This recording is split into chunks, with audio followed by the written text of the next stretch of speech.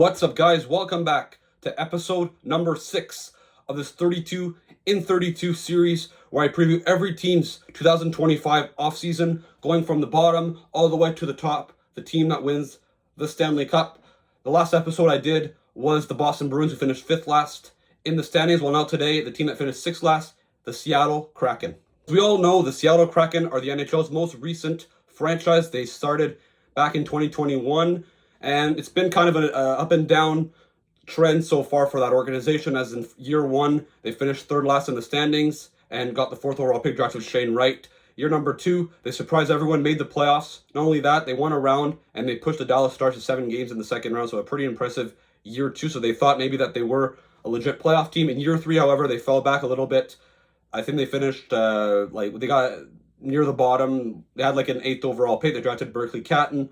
And then last summer, they went aggressive. They went to go get guys like Chandler Stevenson and Brendan Montour in free agency. They overpaid big time for those guys.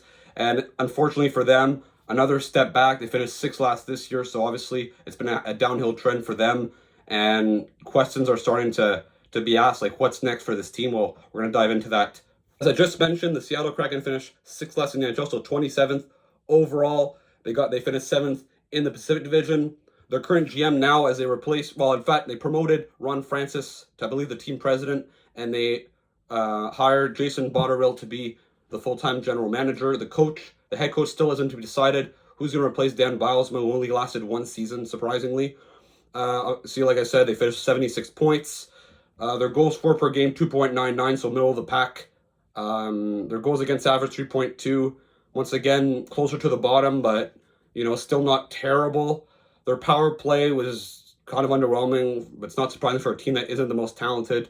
Their penalty kill, also middle of the pack, 21st, 77.2. Expected goals percentage, however, was pretty bad at 5-on-5, according to Money Puck. 29th overall at 46.14. And when you look at their scores, it's not very surprising why this team struggled. Jared McCann, 22 goals, 39 points, 22 goals, 39 assists, 61 points in 82 games, so that's pretty underwhelming for a top scorer. Number 2, Chandler Stevenson, who got 51 points, 78 games. Jaden Schwartz, 49 and 81. Shane Wright with 44 and 79. Matty Beniers, 43 and 82. So their 2 main young players. Shane Wright in his first full season was productive, but Matty Beniers has kind of been a downhill trend since he won the Calder Trophy in 2022 or 2023, I believe.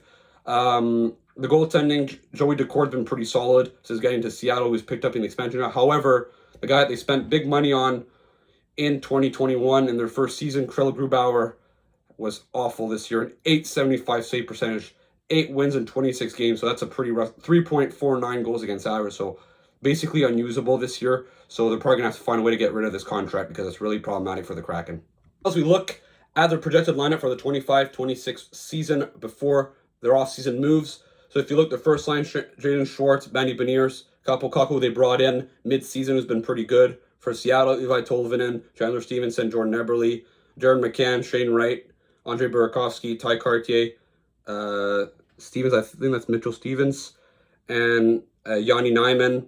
And then on defense, Vince Dunn, Adam Larson, Riker Evans, Brendan Montour, Jamie Alexiak, Cale Fleury. So their defense core isn't that bad. The goaltending, like I said, Decor and Grubauer. So the Kraken obviously are a team that does lack high-end talent, but still, some solid pieces.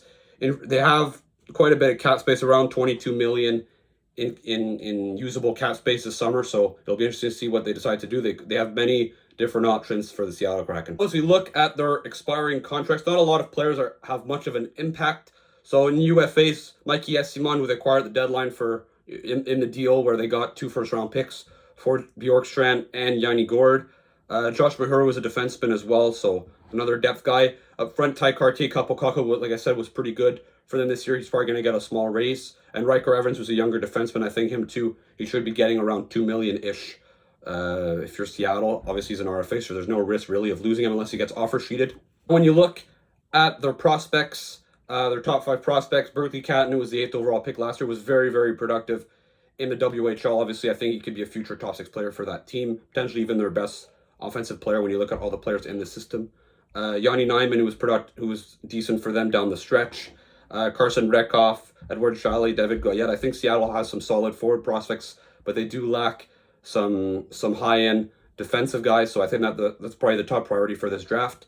They have a decent amount of draft picks this year, including having 2 first-round picks in each of the next 2 drafts following 2025, so in 2026 and 2027. And like I said, they have the 8th overall pick yet again this year, so they're going to have to look at getting, if there's a guy that slides, or if they get, best player available. But I think getting a top D-man would be the priority, even though, aside from Matthew Schaefer, it's not the greatest defensive draft, if you ask me.